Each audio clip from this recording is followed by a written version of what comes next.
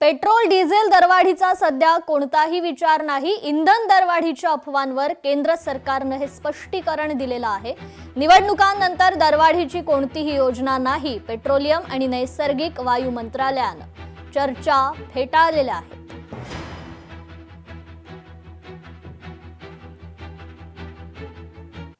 ओडिशामध्ये माणुसकीला काळीमा फासणारी घटना घडली आहे। बँकेकडून बहिणीच्या निधनाच्या पुराव्याचा तगादा लावण्यात आला। भावाचं धक्कादायक हे कृत्य पाहायला मिळालं। बहिणीचा पुरलेला मृतदेहच उकरून आणून ठेवलाय। बहिणीच्या निधनाचा पुरावा मागणाऱ्या बँकेसमोर भावानं बहिणीचा पुरलेला मृतदेह उकरून आणून ठेवला। मी बँकेत खूप वेळा गेलो, पण तिथले लोक मला सांगायचे की ज्याचं खातं आहे त्याला पैसे काढण्यासाठी घेऊन ये। मी त्यांना खूपदा सांगितलं की ती आता हयात नाहीये, पण त्यांना तेच सांगणं सुरू ठेवलं। तर शेवटी वैतागून मी तिचा पुरलेला मृतदेह बाहेर काढून बँकेसमोर पुरावा म्हणून आणून ठेवला। हे शब्द आहेत ओडिशाच्या केओंझार जिल्ह्यातल्या 50 वर्षीय आदिवासी जीतू मुंडा यांचे। ओडिशा ग्रामीण बँकेच्या मालीपोसी ब्रँच बाहेर आपल्या बहिणीच्या मृतदेहाच्या सांगाड्या शेजारी बसलेले जीतू मुंडा व्यवस्थेच्या निगरगट्टपणामुळे हताश आणि हतबल झाले आणि परिस्थितीचं हे विदारक दृश्य पाहण्यासाठी तिथे अख्खं गाव गोळा झालं होतं।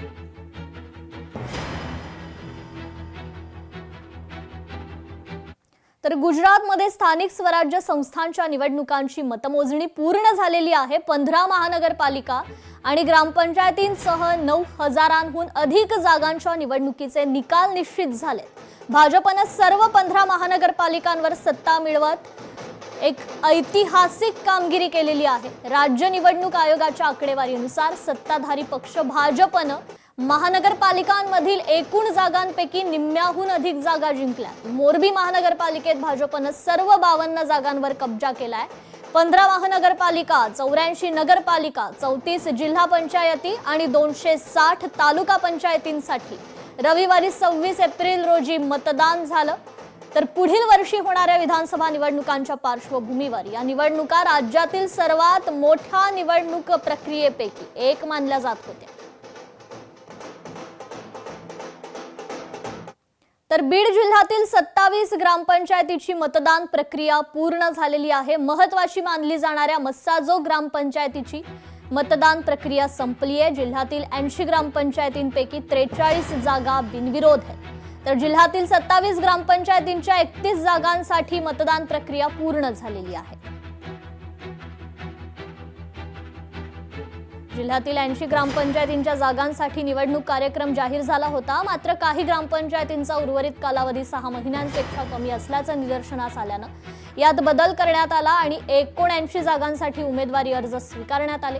या प्रक्रियेत 3 सरपंच आणि 40 सदस्य अशा एकूण 43 जागांवर निवडणूक बिनविरोध पार पडली आहे। तर आज सकाळी 7:30 वाजल्यापासून जिल्ह्यातील 27 ग्रामपंचायतींच्या 31 जागांसाठी मतदान प्रक्रिया पार पडलेली आहे।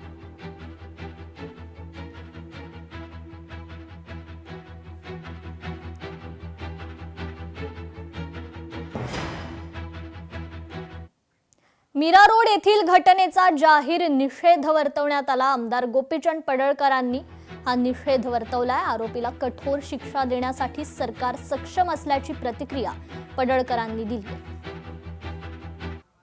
मी या घटनेचा निषेध करतो।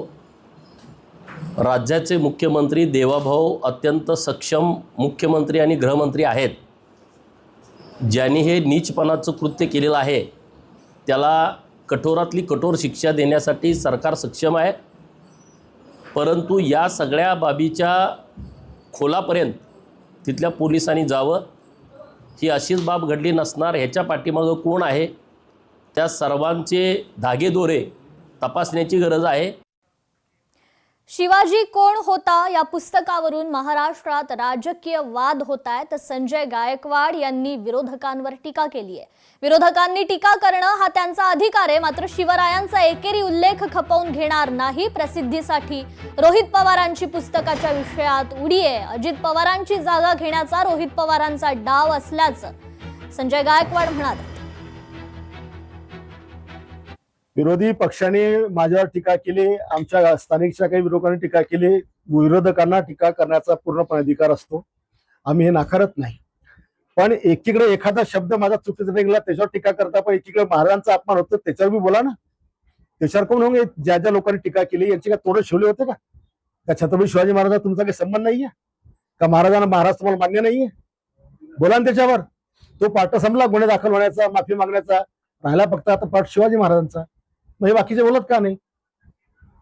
वडेट्टीवार म्हणतात संजयजी गंजूकर येतोय 10 बाप द्या, तुम्ही काय गंजू करतील रे?